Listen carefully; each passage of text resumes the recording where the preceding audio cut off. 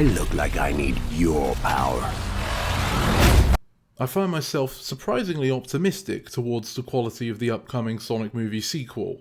I suppose all of the years of video game disappointment just makes me hesitate towards anything up and coming with Sonic, but this trailer has a lot of things that make me hopeful. Let's discuss the designs of Sonic and Friends for a start. The blue blur retains the revised look from the first movie, and it still holds up well in this one.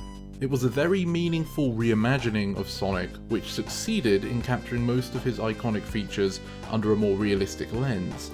And considering how one of those features was traditionally having a singular large eyeball, this is quite the impressive feat.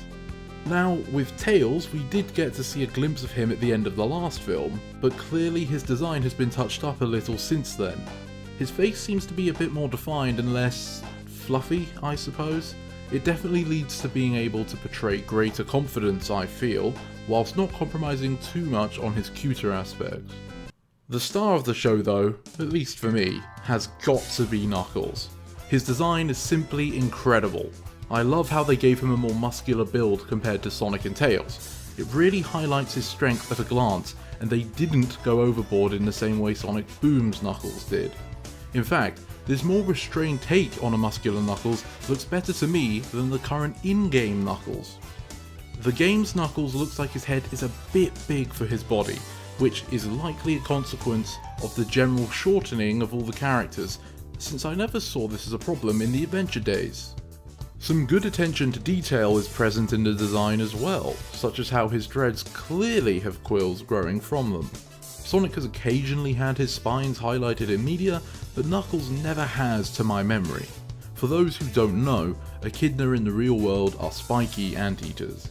Presumably, this Knuckles is still older than Sonic and Tails.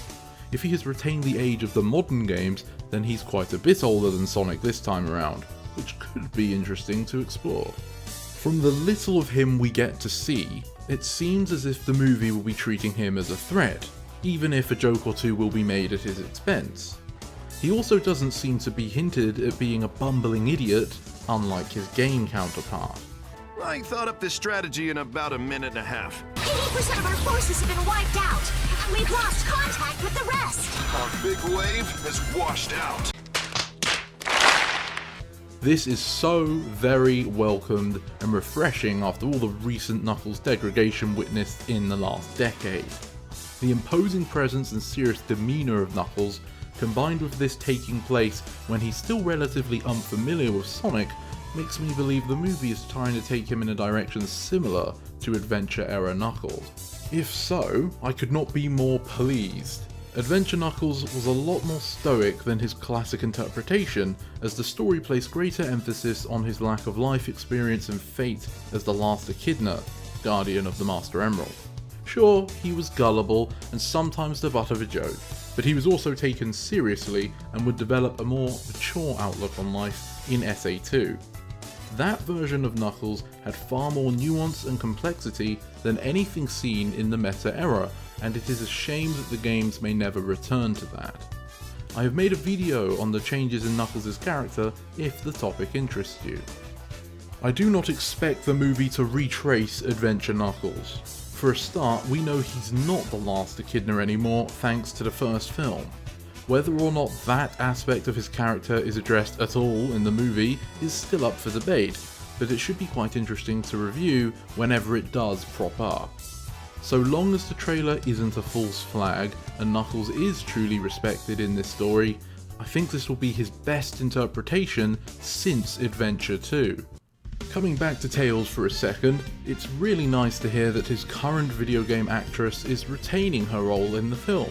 She does a good Tails, and I think, considering Sonic is a video game franchise, it is good form to have at least one person from the main cast present in the film.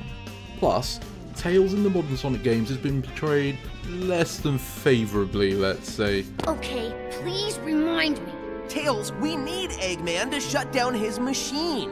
And you don't trust me to do it. What? No! I trust you, Tails. It's just that... No, you don't. You trust Eggman more. Do you know how much that bites? Chaos! Sonic, help me! Why are we still here? Just to suffer? This should be a good opportunity to have Colleen voice a Tails that is actually likeable. Of course, I'm making an assumption that Tails is not insufferable in this film, but I do so with good reason.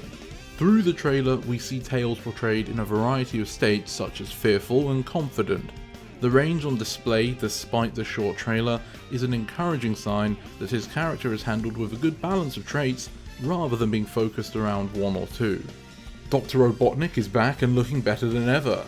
Big fan of the hairstyle change to closer match his original style.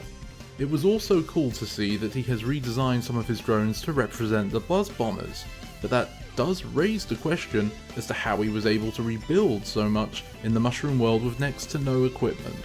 I'm interested to see the explanation behind his new wave of technology, although I do have some suspicions. The trailer is packed with references, some more subtle than others, which were fun to point out, such as having Sonic snowboard, or even a reference to the first movie with the bar scene. The visuals invoke a strong Sonic Adventure and Sonic X feeling, to the point where I'm certain it was intentional.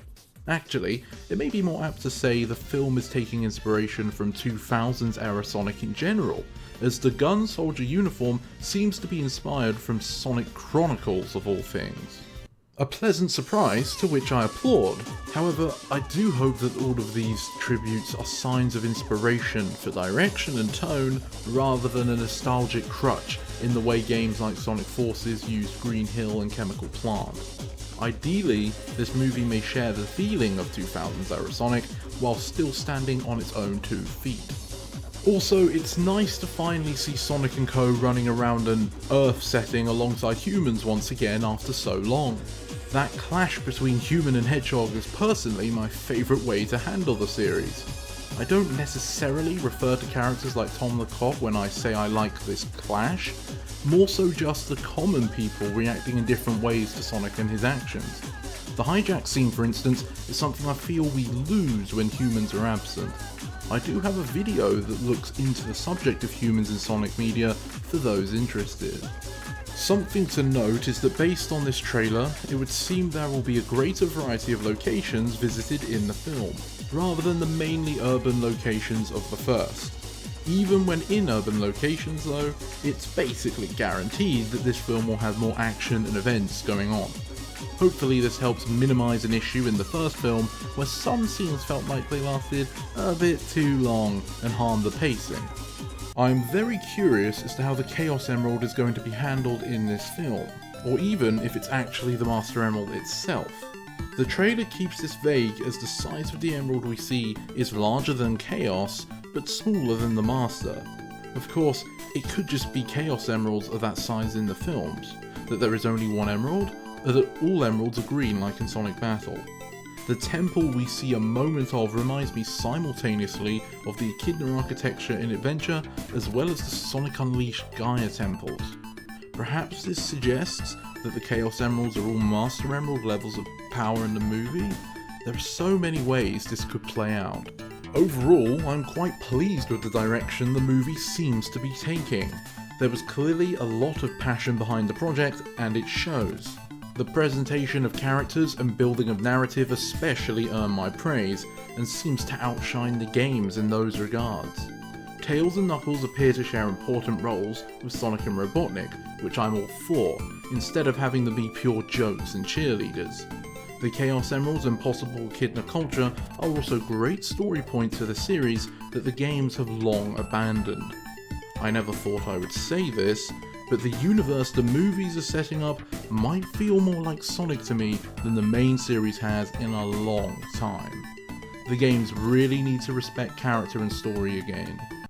Those were my thoughts on the Sonic Movie 2 trailer. Far more positive than I expected, but that is a change I am glad to see. How did my thoughts line up with your own? Are you optimistic for the Hedgehog's future? Let me know in the comments below. Thank you for watching my video all the way to the end. Have a great day and I hope to see you next time. This is the Mighty Emperor, signing off.